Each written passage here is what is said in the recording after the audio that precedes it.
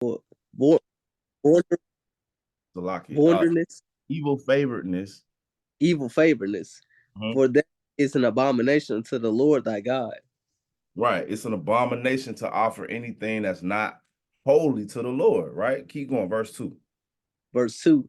If there be found among you within any of thy gates, which the Lord thy God giveth thee, man or woman, that have wrought wickedness in the sight of the Lord thy God in transgressing his covenant. You find anybody that's breaking the laws of the Most High. How? Read on. Verse 3. And have gone and served other gods and worship them, either the sun or moon or any of the host of heaven, which I have not commanded. Right. He said, I don't, if you find anybody worshiping the sun or the moon, which he have not commanded us to worship, right? He gave that for the other nations to worship. Let's go to Deuteronomy chapter 4 and verse number 19. He didn't give us that to worship. Let's read that. Verse 19.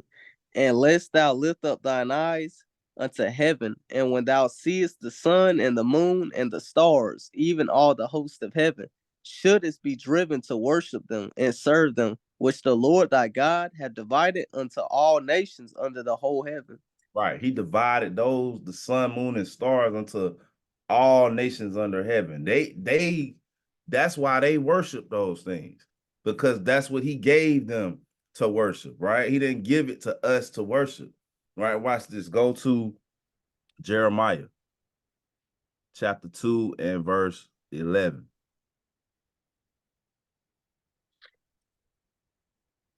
Verse 11. Have a nation changed their gods, which are yet no gods? But my people have changed their glory for that which doeth not profit. Right. Have the nation changed their God? Esau and them still worshiping the sun. They still worshiping the stars, Saturn, all these other things which are no gods, right? But our people, Israel, have changed their glory for that which does not profit. Our glory is the law, statutes, and commandments, worshiping the only true God. All right, let's go to Deuteronomy chapter 13. He gave those things to the other nations to worship. Deuteronomy 13, and let's read verse 6. Verse 6. If thy brother, the son of thy mother, or thy son, or thy daughter, or the wife of thy bosom, or thy friend, which is as thine own soul, entice thee secretly, saying, let us go and serve other gods, which thou hast not known, thou nor thy fathers. You want to read verse 7? All right. Verse 7. Namely, of the gods of the people which are round about you, nigh unto thee, or far off from thee, from the one end of the earth even unto the other end of the earth. Right. The gods of the people. Those are their gods. We don't worship those gods, right? So let's go back to Deuteronomy 17. So he said, and have gone and served other gods and worshiped them, either the sun or the moon or any of the hosts of heaven, which I have not commanded. The Lord didn't tell us to worship them, right? Read on verse 4. Verse 4. And it be told thee, and thou hast heard of it, Mm. and inquired diligently, and behold, it be true, and the thing certain that such abomination is wrought in Israel. Right, because the Lord gave, like I said, the Lord, let's go to John chapter 4.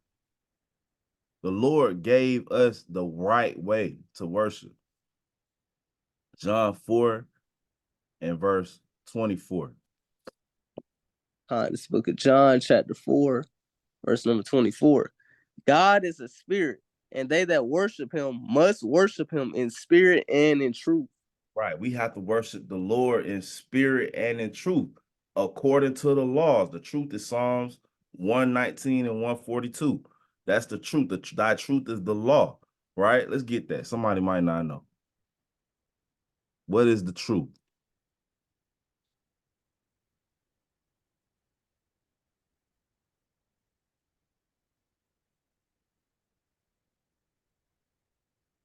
Psalms 119 and 142. 142. Thy righteousness is an everlasting righteousness, and thy law is the truth. Right. Thy law is the truth. So The Most High, you have to worship him in spirit and in truth. The spirit is the Bible. The words that the Lord spoke are the spirit, which is the law also. So the order to worship the Lord, you have to have the law, right? Let's go to Psalms 147 and verse number 19. Psalms 147, verse 19. He sheweth his word unto Jacob, his statutes and his judgments unto Israel. He showed his word to Jacob. He gave Israel the law, right? Read on. He have not dealt so with any nation, and as for his judgments, they have not known them. Praise ye the Lord. He didn't tell the other nations to worship him yet. So right now is not the time to be teaching the other nations to worship the Lord. It's not time for that yet. Right now it's time to wake Israel up so that they can worship the Lord. The Lord gonna let them worship him at another time. Let's go to Revelation chapter 22. It's not time for them to worship the Lord yet. He ain't gave them the law. This is when he gonna give them the law. Let's start at verse 1. Revelation 22, verse 1. And he shewed me a pure river of water of life, clear as crystal, proceeding out of the throne of God and of the Lamb. All right, proceeding out of the throne of God in the land. It's the kingdom, right? Read on. Verse 2. In the midst of the street of it, and on either side of the river, was there the tree of life, which bare 12 manner of fruits, and yielded her fruit every month. And the leaves of the tree were of the healing of the nations. Right. The tree of life is Yahweh Shai, which bare 12 manner of fruit, the 12 tribes of Israel, and yielded her fruit every month, and the leaves of the tree for the healing of the nations. Right. This is when they're gonna get taught the law. It's not time for that right now. In the kingdom, they'll be healed. We'll be able to show them the word. But right now, we gotta show them that the Esau is not God. That devil has to be cast down from heaven, rulership, in order for them to believe that the Most High is the Most High. It's not time for that right now. Right? So let's go back. So he gave his word to Jacob and he didn't give it to the other nations. It's not time for that. So it says, if we find somebody in our nation trying to worship the gods of the other nations, and it be told thee, and thou hast heard of it and inquired diligently, you have to make sure, because this is a death sentence. And behold, it be true, and the thing certain that such abomination is wrought in Israel. Read verse 5. Verse 5. Then shalt thou bring forth that man or that woman which have committed that wicked thing unto thy gates, even that man or that woman, and shalt stone them with stones till they die. This is why you have to be certain that the thing is true, because these people have to get stoned with stones until they die. That's a painful way to die, right? Let's keep going. Verse 6. Verse 6. At the mouth of two witnesses or three witnesses shall he that is worthy of death be put to death. But at the mouth of one witness he shall not be put to death. All right, go ahead. Oh, you had some? And I was gonna say too, man. Yeah, it's very important to know if somebody did something for sure. Could you like the Susanna in the book of the history of Susanna in the Apocrypha? How You're they in, accused her? you're in spirit. We're gonna get into that. All Go right, ahead. come on, I yield. Okay, come. We're gonna get you in the spirit. We're gonna get into that, man. But that's right. It's very important to make sure something is sure. Like the brother just read, at the mouth of two or three witnesses shall he that is worthy of death be put to death. But at the mouth of one witness, he shall not be put to death. Like if somebody in a congregation come and say, well, I seen so and so committing adultery. We can't just go off of your word. We need another witness, because that's how you keep things from being unbiased, right? That's how you keep things in order. So and so might not like so and so. So we can't just take one person's word for nothing. We have to get 2 or 3 witnesses. Go ahead, F. You had something?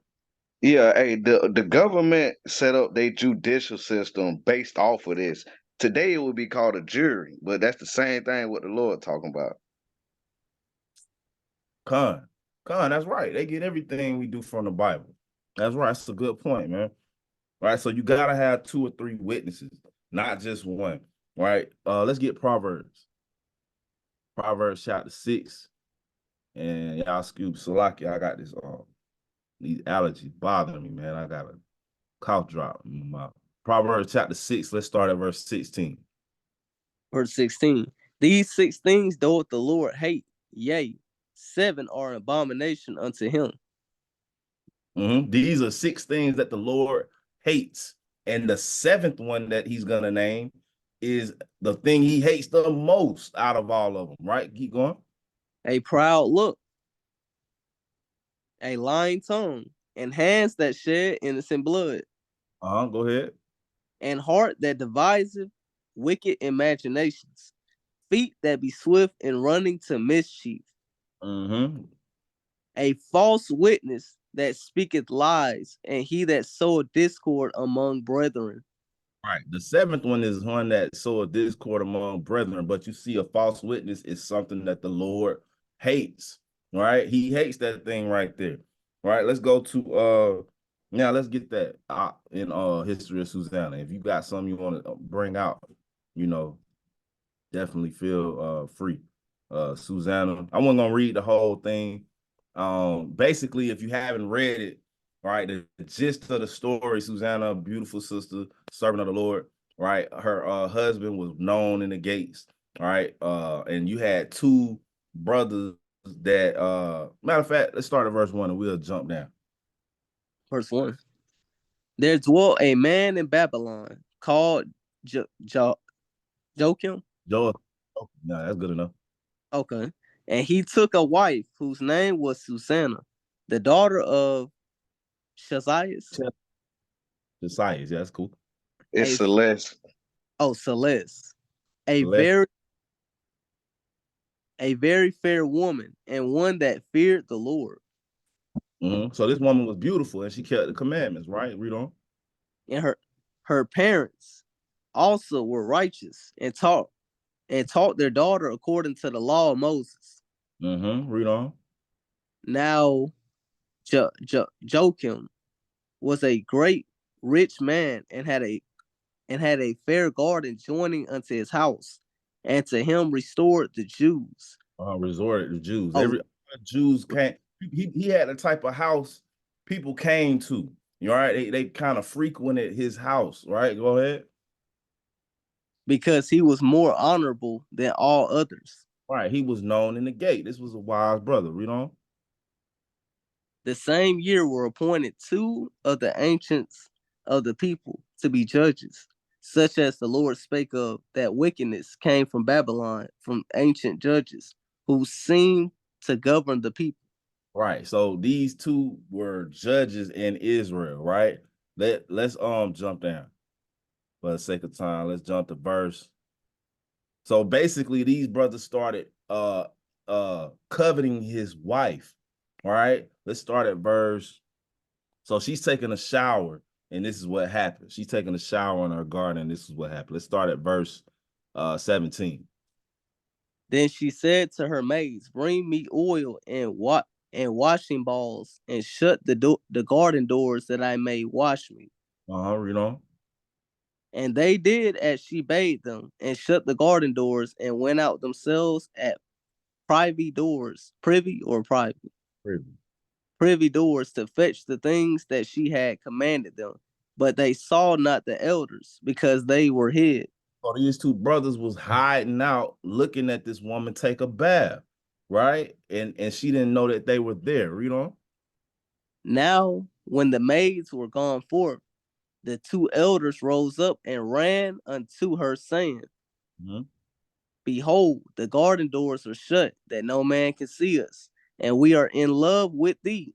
Therefore consent us and lie with us. Right. They say, look, the door is shut and we love you. Right. They was throwed over this woman, over this brother's wife. Right. Therefore consent unto us and lie with us. Read on. If thou wilt not, we will bear witness against thee that a young man was with thee, and therefore thou didst send away thy maids from thee. Right. So these brothers understood the law. They were perverting the law, though. They said, if you don't lay with us, us too, will bear witness against thee that a young man was with thee, and that's why you sent your maids away from you. Right. Let's jump down to verse 34. So she's on trial now because she didn't lay with these men. Right. So let's read that 34. Then the two elders stood up in the midst of the people and laid their hands upon her head. Go ahead. And she weeping looked up toward heaven, for her heart trusted in the Lord. She was finna get put to death because two witnesses rose up against her. Read on. And the elder said, as we walked in the garden alone, this woman came in with two maids and shut the garden doors and sent the maids away. So they lied on this woman. This is what you call a false witness, right? They were gonna get this woman put to death, right? And they understood the law. This is why they was doing this. Let's go to 2 Corinthians. We're not gonna read the rest of it. You could go back and read it if you haven't. Great story. Daniel's mentioned in there as a youth. The Lord was using him from the time he was a child, right? So great story. Let's go to 2 Corinthians chapter 4 and verse number 2. Verse 2. Let's start at 1. Verse 1. Therefore, seeing we have this ministry, as we have received mercy, we faint not. Right. We have a ministry now to teach the law to our people because they don't know it. Right. Let's keep going. But have renounced the hidden things of dishonesty, not walking in craftiness, nor handling the word of God deceitfully, but by manifestation of the truth, commending ourselves to every man's conscience in the sight of God. Right. We have renounced the hidden things of dishonesty. We don't handle the word deceitfully. That's very, very serious.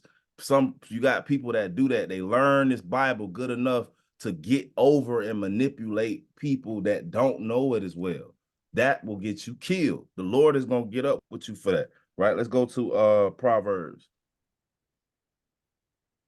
Cannot do that. You can't handle this word deceitfully, man. It's not a game. Proverbs chapter 19, and let's read verse 5. Verse 5. A false witness shall not be unpunished, and he that speaketh lies shall not escape. Right. You can't speak lie. If you do this, you won't escape. The Lord will judge you for it. Right. Let's go to Deuteronomy 19. Cannot handle the word deceitfully, like these brothers in the history of Susanna was doing. Deuteronomy, you got pastors that do it to get you to give all your check, right? People do it to this day, handle this word deceitfully, and they're false witnesses against the word of God. Right, let's read from verse 15 to 19. Verse 15. One witness shall not. This is Lucky. This is the penalty of what'll happen if you do it according to the law, if you are a false witness. One witness shall not rise up against a man for any iniquity or for any sin, if any sin that he sinned at the mouth of two witnesses or at the mouth of three witnesses, shall the matter be established. Right. So the Lord say, I'll take two, but three is even better because then I know more that likely that is for certain. Right. Keep going. Verse 16. If a false witness rise up against any man to testify against him that which is wrong. You lie on somebody and bear false witness on them. Read on. Verse 17. Then both the men between whom the controversy is shall stand before the Lord, before the priests and the judges, which shall be in those days. Read on. Verse 18. And the judges shall make diligent inquisition, and behold, if the witness be a false witness and have testified falsely against his brother. You lied on your brother. They figure out that you lying. This is what Daniel did. He was wise through the Spirit. He figured out that those two men were lying on Susanna, and this is what happened. Read on. 19. Then shall ye do unto him as he had thought to have done unto his brother. So shalt thou put the evil away from among you. Right. So you shall do unto them as they thought to do to their brethren. So say you put, meaning if they sought to get you stoned because they lied on you about something, then they get that penalty. That's the sentence that they get. The thing that they was trying to, the penalty they was trying to impute on you, being a false witness against you, right? So through the spirit, that's our brother Esau. Let's go to Psalms chapter 50. He's the biggest false witness, man. Psalms chapter 50, and let's start at verse 16. Verse 16. But unto the wicked, God said, what hast thou to do to declare my statutes, or that thou shouldest take my covenant in thy mouth? Right, unto the wicked. Malachi chapter 1 and verse 1 on chapter 3 and verse 1 on down. Right? What the wicked, that's Esau. Right, let me get that. Matter of fact. Somebody might not know who the wicked is. They're like, it don't say Esau. How he just saying that's Esau?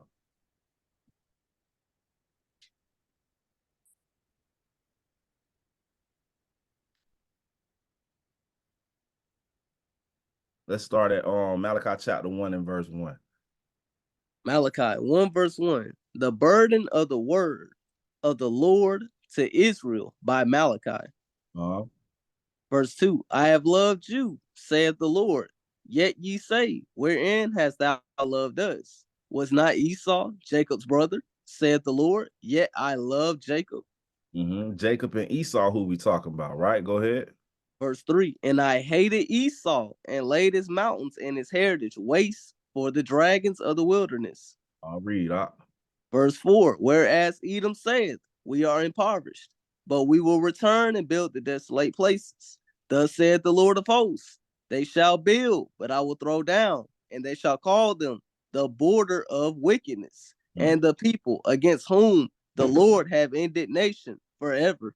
Right. Esau is called the border of wickedness. He's where wickedness starts and he where wickedness ends. He's the border of wickedness, the wicked, that wicked. But sometimes he's referred to him and the people, in him and all his descendants. We didn't make this up. The Lord wrote it, right? The people against whom the Lord hath indignation forever.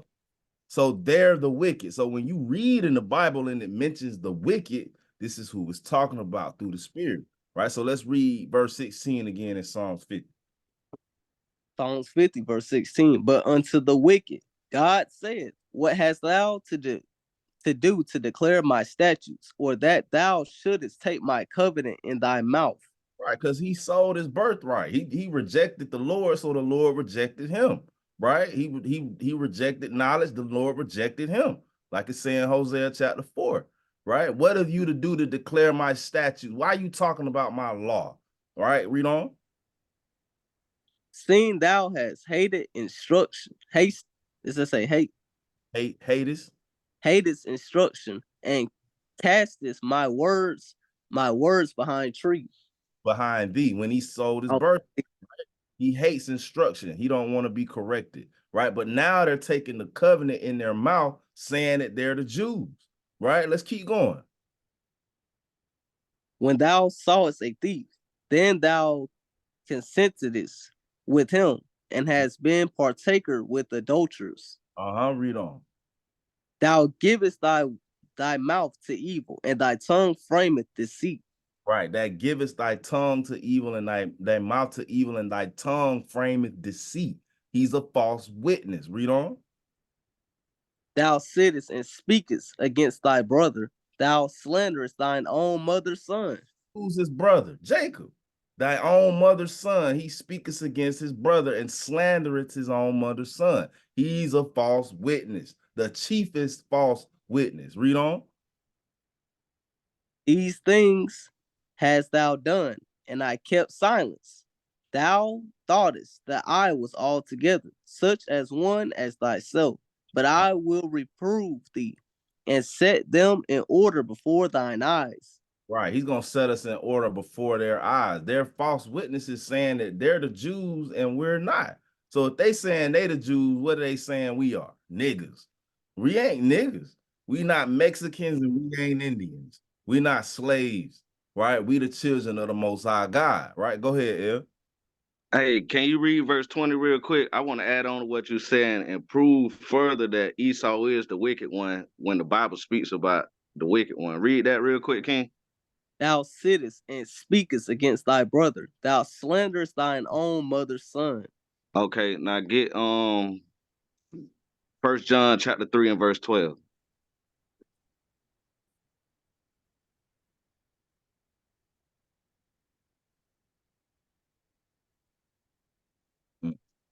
Con.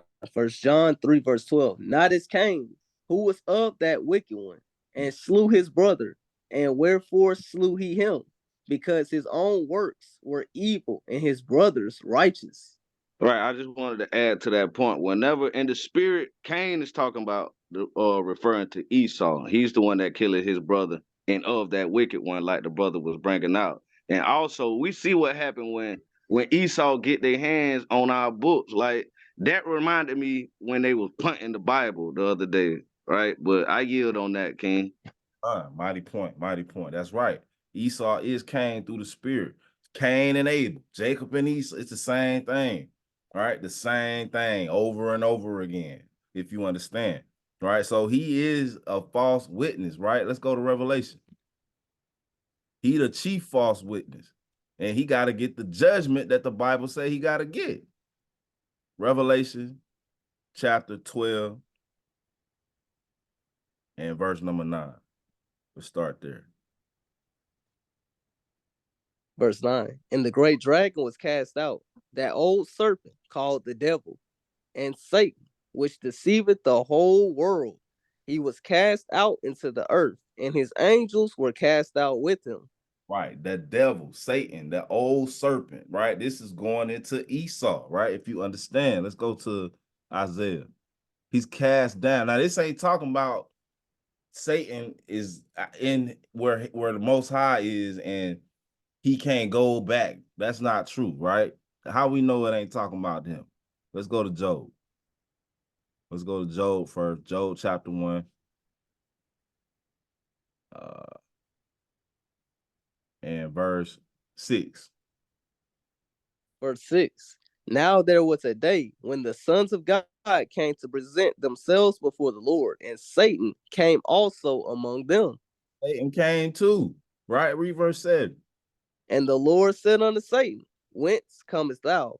Then Satan answered the Lord and said, From going to and fro in the earth, and from walking up and down in it. Right, he doing what he was created to do. I'm doing what you assigned me to do, Lord, because he answers to the Most High. He's an employee, right? So this is not talking about him. Let's go to Isaiah now. He goes back and forth from heaven to earth, like the Lord created him to do. Isaiah 14, and let's start at verse 12. Verse 12. How art thou fallen from heaven, O Lucifer, son of... Right. Start at verse because this is going into let's start at verse 5. This is going into after we get set in our own land, what's gonna happen to Esau. The Lord have broken the staff of the wicked and the scepter of the rulers. Right, he's broken the staff of the wicked. A staff is support. That's what a staff is used for, support. So the wicked Esau has no more support at this time. Go ahead. He who smote the people in wrath with a continual stroke, he that ruled the nations in anger, is persecuted, and none hindereth. Right, none. He who smote the people with the continual stroke, just what are imparting embargoes and sanctions and taking everybody's resources, and none hindereth. Nobody could stop him. Right, he's like a violent man just wailing on somebody. You can't stop that. Only the Lord can. Read on. The whole earth is at rest and is quiet. They break forth into singing. When Esau, the wicked, get put down, the whole earth gonna be at rest, and it's gonna break forth into singing. Read on. Yea, the fir trees rejoice at thee, and the cedars of Lebanon, Lebanon, the cedars of oh, Lebanon. the cedars of Lebanon, Mhm. saying, since thou art laid down, no feller is come up against us. Right. They cut down all the trees. Now, through the spirit, it's talking about peoples, nations, but they cut down all the trees since thou art laid down. Ain't nobody building these concrete jungles and all this no more. Go ahead. Hell from beneath is moved for thee to meet thee at thy coming. Mhm. It stirreth up the dead for thee, even all the chief ones of the earth. It have raised up from their thrones all the kings of the nations. Right. Captivity is hell. It is moved beneath, moved from beneath, is moved to meet thee at thy coming. When we get the kingdom, Esau coming into captivity. This is what that's saying. Go ahead. All they shall speak and say unto thee, art thou also become weak as we? Mm. Art thou become like unto us? Like, look, now you on the bottom. Esau's supposed to be the top. He ruled the earth right now. Now you have become like unto us. This is Satan this is Satan falling from heaven, is what we're reading. Esau falling from his rulership. Read on.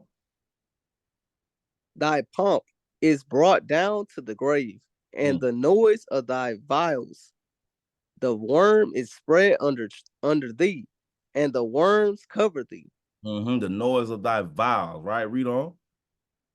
How art thou fallen from heaven, O Lucifer, son of the morning? How art thou cut down to the ground, which didst weaken the nations? Lucifer is Esau. We're going to prove it's not the spiritual demon, Satan.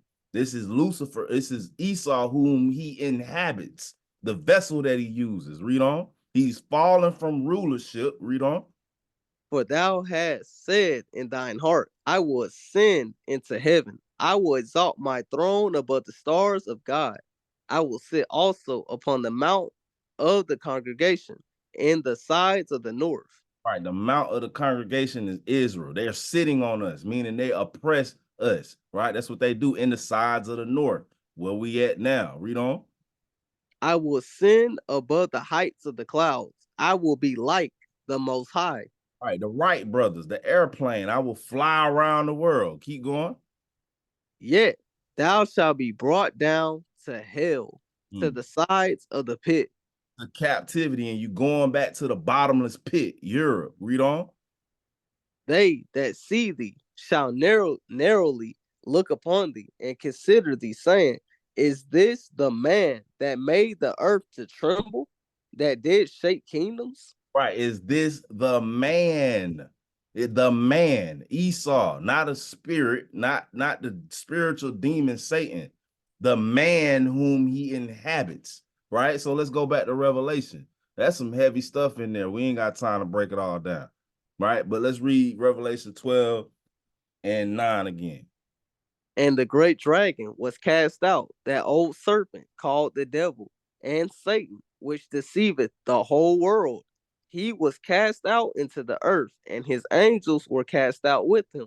Right. He was cast out into the earth, meaning captivity, and his angels were cast out with him, his allies, right? Everybody that is in cahoots with him. It's not talking about the devil who works for God being cast out of heaven and angels. No, it's not what it's talking about. That's Greek mythology. All right, read on. And I heard a loud voice saying in heaven, now is come salvation and strength and the kingdom of our God and the power of his Christ. For the accuser of our brethren is cast down, which accused them before our God day and night. Right. He's the accuser of us, a false witness. He's going to be cast down. Read verse 11. And they overcame him by the blood of the Lamb and by the word of their testimony, and they loved not their lives unto the death. Gonna overcome him by the blood of the Lamb and by the word of the testimony. Two witnesses, right? Let's go to Revelations chapter 11. I don't know if I'm gonna get through all this. We're going to try. Let's start at verse 1. Verse 1. And there was given me a reed like unto a rod. And the angel stood, saying, Rise and measure the temple of God, and the altar, and them that worship therein. All right, he said, measure the temple. Read on. But the court which is without the temple leave out, and measure it not, for it is given unto the Gentiles. And the holy city shall they tread under 40, foot 40 and 2 months. Right. Don't measure the court. That's given to the Gentile. They not getting in. I don't know where they getting this idea from. Read on. Verse 3. And I will give power unto my 2 witnesses, and they shall prophesy 1,260 days, clothed in sackcloth. Right. Sackcloth, persecution, oppression. Right. The 2 witnesses is Northern Kingdom, Southern Kingdom. You have people that speculate, say it's Moses and Elijah, but chiefly it's the law and the prophets. These are the 2 witnesses that are against Esau.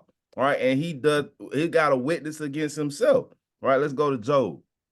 He got a 3rd witness against him. Job chapter 15 and verse number 6. Verse 6. Thine own mouth condemneth thee, and not I. Yea, thine own lips testify against thee.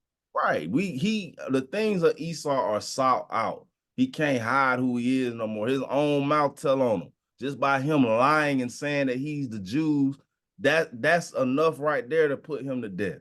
Because you stealing our birthright. You claiming to be, you blaspheming against the Most High. Right, which is gonna get them killed. All right, let's go from there. Hey, can you read verse 7? Hey, can you read verse 7? I like that. Read that for me, King. Art thou the first man that was born, or Keep going. Was thou made before the hills? Hey, I just wanted you to read that. It say, "Art thou the first man that was born?" Esau is not the first man. All right, go ahead, bro. They let them tell it they are.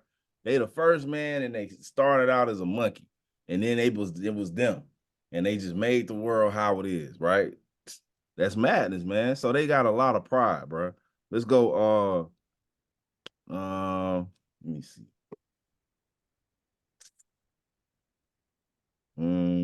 That's good. Let's go back to Deuteronomy 17. All right, so it said at the mouth of 2 witnesses, though. So I want to deal with that chief false prophet, Esau. The 2 witnesses that's going to come against him is the law and the prophets, right? That's what we go out and teach. We don't try to win that battle carnally. We teach, thus saith the Lord. Those are the 2 witnesses. And the 3rd witness against him is his own mouth, right? And he shall be put to death, thus saith the Lord. All right, let's keep going. Verse 7. The hands of the witnesses shall be first upon him to put him to death, and afterward the hands of all the people. So thou shalt put the evil away from among you. You put the evil away from us, and that's what's going to happen in the kingdom. Thus saith the Lord. Go ahead, Op.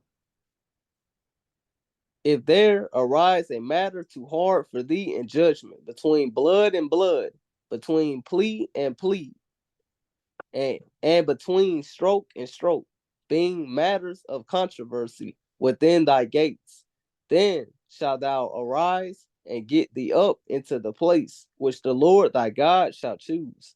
Right. He said, if there arise a matter too hard for you between blood and blood, 2 people that's close, relatives, between plea and plea, one person saying this, another person saying that, right? It's too hard for y'all to come to a conclusion. This is what you do. Read on.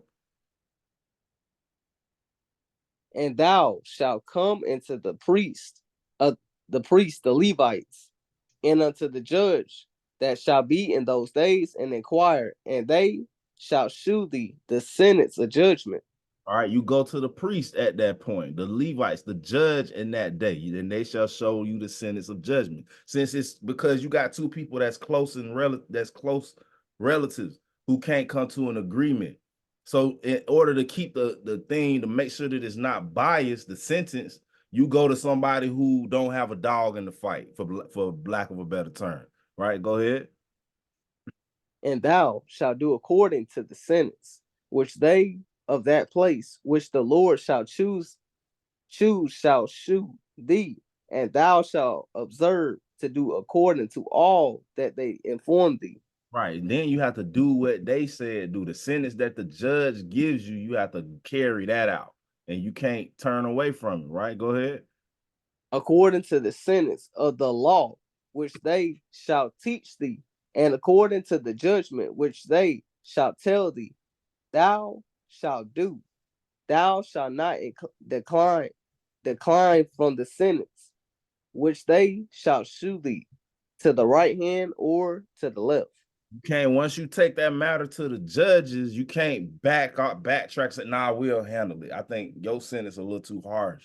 This is my daughter. I don't want you to impose that on. No, you couldn't work it out amongst yourselves. Now you have to go to the judge. You taking it to the judges. He said, look, don't deviate to the right or to the left from what they tell you to do. Right? Go ahead. And the man that will do presumptuously and will not hearken unto the priest that standeth to minister there before the Lord thy God, or the judge, or unto the judge, even that man shall die, and thou shalt put away the evil from Israel. Big deal. You took that matter to the judge of the Lord and you didn't listen to him. Now you gotta die. You shouldn't have did that, right? Because why? Because you got the law too. You could just go in the law and see what it say do and do it. All right, go ahead. And all the people shall hear and fear, and do no more presumptuously. Right, you going off your own mind and just assuming and doing whatever, right? Go ahead. When thou art come unto the land which the Lord thy God giveth thee, and shall possess it, and shall dwell therein, and shall say, I will set a king over me, like as all the nations that are round that are about me. They said when y'all get to the land and y'all say y'all want a king, all right, and you want to set a king over, you read on. Thou shalt in any wise set him king over thee, whom the Lord thy God shall choose, one from among thy brethren. Shalt thou set king over thee? Thou mayest not set a stranger over thee, which is not thy brother. Got to be an Israelite, right? Our first king was Saul, all right? And Samuel tried to warn the people not to do that because he's like, look, you're going and trying to be like these nations. The Lord want to be our king, right? He didn't want us to have a king. Go ahead, Aliyah. No, I was going to let's finish your point. Then I'll say something. You good? Go ahead. You got it. I was just gonna say that, and that lets you know too, right? Right off the ripper, it'd be off as hell for us Israelites to be voting. That's why we don't need to be out here in these voting booths talking about voting for the next president, voting for Biden or Trump or anybody, no matter who it is. If it's not an Israelite, we're not supposed to be voting for these people to rule over. That's against our law. Oh, that I hear. That's right. That's right. Mighty point. You don't need to be voting, right? Because a president is just a king. They just a senator is a king. All that is just they just rulers over the people, and you shouldn't be setting them over you, right? The Lord didn't even want us to really do that amongst ourselves with our people. He said, but if you do it, when you do it, it's got to be of your brethren. So yeah, you're right. You shouldn't be out there trying to vote and cast no ballot. That's not of the Lord, right? Go ahead, read on. So when you get this king, this is instructions for the king, right? Go ahead. But he shall not multiply horses to himself, nor cause the people to return to Egypt, to the end that he should multiply horses. For as much as the Lord hath said unto you, ye shall henceforth return no more that way. All right, what does it mean return to Egypt? Let's go to Exodus chapter 20 and verse number 2. Exodus chapter 20, verse 2. I am the Lord thy God, which have brought thee out of the land of Egypt, out of the house of bondage. So Egypt means slavery, right? So he says, look, you shall not multiply horses to yourself to cause the people to return into slavery. How? Because when he say multiply horses, he don't mean the king can't have more than one horse. The king had a armada, right? He had a army, and it was full of horses. He's saying that you can't just go and be the king and say, I'm the king, give me your horse. Give me your horse, to the point where the people wax poor and they end up in a bondage state, a slave state. You can't be greedy like that and make the people go back into slavery, because we aren't to rule over our brothers with rigor. Right? Go ahead, read verse 17. Neither shall he multiply wise to himself, that his heart turn not away, neither shall he greatly multiply to himself silver and gold. Right. Same thing here. The same logic here. You got to use sense and say, okay, is it wrong for this man to have more than one wife? Is it wrong for him to have more than one piece of gold? No, the kings were rich. They had plenty of gold and silver. They had many wives. It's going into the point of greed. You can't be greedy and just go to you still can't do that today. It's this true thing about just getting a bunch of wives. It's not about just making a bunch of money either. You need to have what you need to sustain yourself, and that's good enough, right? That's what it's going into. It's not saying that if he got more than one of these is off. It's saying that you can't be greedy in doing it, right? Because we know that many of the kings had many wives and they were rich men. And these men are going to get the kingdom. Abraham getting the kingdom. David's getting the kingdom, right? David, yeah, these brothers going to get the kingdom, right? Let's read on. And it shall be, when he sitteth upon the throne of his kingdom, and so like that, he shall write him a copy of this law in a book out of that which is before the priests of the Levites. Right. Every king had to scribe the law. They had to write a copy of the law, right? So it's interesting thing, even though the reason and the purpose for this was so that they could know how to judge the people. All right. So when matters got brought to them, they know what they should do. Right. And it's a conception or a thought that they had more knowledge of the law back then than we had today. Right. But it tell you, let's go to Nehemiah. So every king had to write the law. Keep that in mind. Nehemiah chapter 8 and verse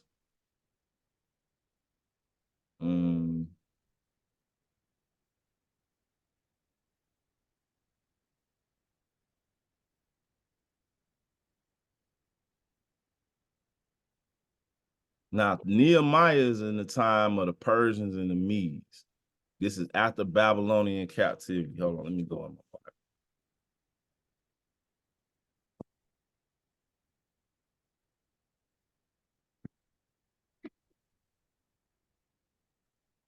I know it's in 8.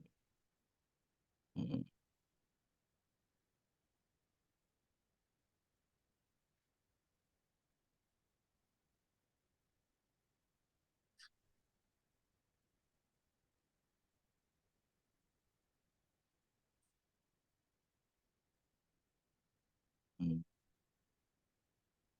So, Lockie, bear with me. You find this precept.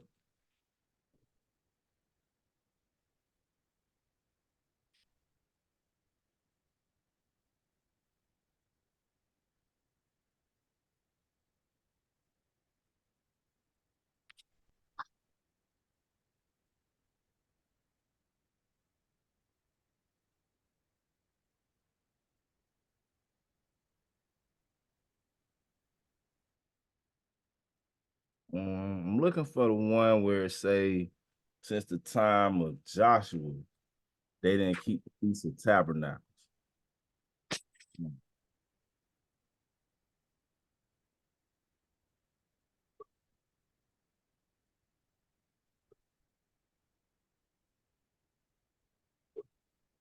8 and 17.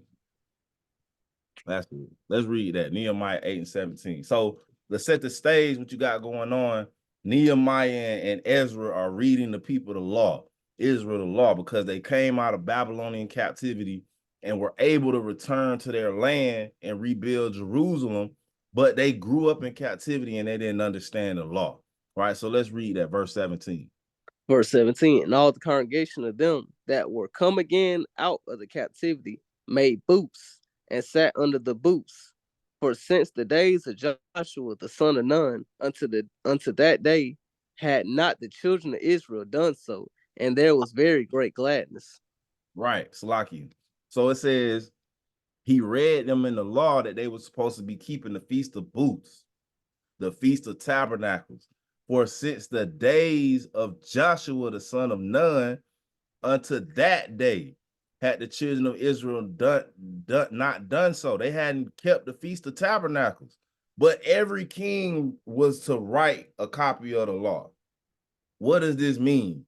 This means that knowledge increased in the last days, right? Let's go to Daniel chapter 12 and verse 4. Verse 4. But thou, O Daniel, shut up the words and seal the book. Even to the time of the end shall many run to and fro, and knowledge shall be increased. Right. Daniel was in the time of Babylon, right? Chiefly, right? So he said, shut up this book and seal it to the time of the end. Many are going to take it and try to learn it, and knowledge shall be increased, right? So even though we had kings that wrote out the law, they still didn't understand the Bible as much as we do today. If they did, then that means this ain't true, right? So the Lord said that you're going to get more and more understanding as the time draws nigh. You're going to be able to reach perfection. You're going to be able to strive and reach perfection more so than they were able to in the ancient times. You're going to be able to do it, right? So let's go back. So every king had described the law. And even though they did that, they still didn't all the way understand it, because that means from David, Solomon, none of them kings was telling people to keep the Feast of Tabernacles the right way, because they hadn't done it since Joshua, the son of Nun. Since after Moses died, they went to like falling asleep little by little. That's why when you read Judges, it say every man did that which was right in his own eyes. Right, so let's go back. Verse 18 again. Verse 18. And it shall be, when he sitteth upon the throne of his kingdom, that he shall write him a copy of this law in a book out of that which is before the priests, the Levites. Go ahead. And it shall be with him, and he shall read therein all the days of his life, that he may learn to fear the Lord his God, to keep all the words of this law and these statutes, to do them. Right, to do them. Go ahead, El. You got some? Yeah, Khan, why is the Lord bringing this out? The Most High want us to understand just judgment, right? I got two precepts I want to pull. Get 1 Corinthians 6 and 2. He want us to understand just judgment and how to judge his people. 1 Corinthians chapter 6 and verse 2. Read that real quick. Do ye know that do ye not know that the saints shall judge the world? And if the world shall be judged by you, are ye unworthy to judge the smallest matters? Right. So the Most High want us to understand just judgment. Now get 1 Esdras chapter 8, read verse 23 through 25.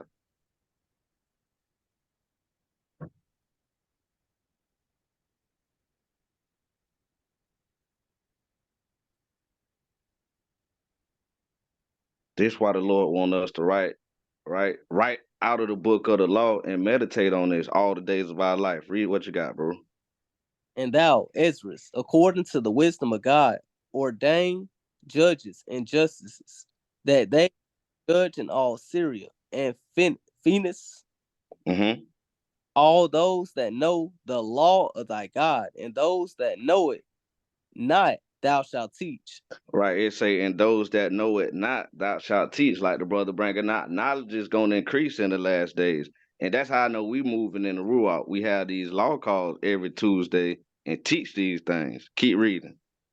And whosoever shall transgress the law of thy God and of the king shall be punished diligently, whether it be by death or other punishment, by penalty of money or by imprisonment. Right. And like that brother was bringing out earlier, the penalty for breaking these laws is one thing to know the law, but we must understand the severe penalty or the sentence that's going to be handed down by us transgressing the law. Keep going. Verse 24. Oh, 25. Then said Ezra the scribe, blessed be the Lord, blessed be the only Lord God of my fathers, who have put these things into the heart of the king, to glorify his house that is in Jerusalem. Right. So every king, right, that's in the nation of Israel is gonna be on his heart to write down these laws, to study these laws, and to teach these laws. Because at the end of the day, we gonna be the ones to judge the world. But I yield on that, King. Mighty point. Mighty point. That's right. We got to learn the law. We got to teach it to those that don't know. That's the whole reason. Well said, King. Well said. Let's go back. Deuteronomy 17. We're going to finish it on verse 19. And it shall be with him, and he shall read therein all the days of his life, that he may learn to fear the Lord his God, to keep all the words of this law and these statutes, to do them. Right. The law not going nowhere. We got to do it. Read on. That his heart be not lifted up above his brethren, and that he turn not aside from the commandment to the right hand or to the left, to the end that he may prolong his days in his kingdom, he and his children in the midst of Israel. Right. In the end, that you may prolong your days. And the king had to write it down and learn it and give it so that his heart then be lifted up, because he got to keep it too. Right. He can't get eventually, like we read in Malachi, the priest and you had several kings, more wicked kings than righteous. We started to pervert the law, and we started to handle the word deceitfully for our own gain and covetousness. Right. So we can't be like that today. We got to learn from those things, from all those mistakes, and we have to do thus saith the Lord. The best way to do not mess up, don't add or take away. Precept upon precept, line upon line, here a little, there a little. That's how you understand the Bible. All right. So all praises to the Most High God, Yahweh, by Hashem Yahweh Shah. All right. All honor and glory to the Most High. All right. And with that, I'm going to say, Shalom. Shalom.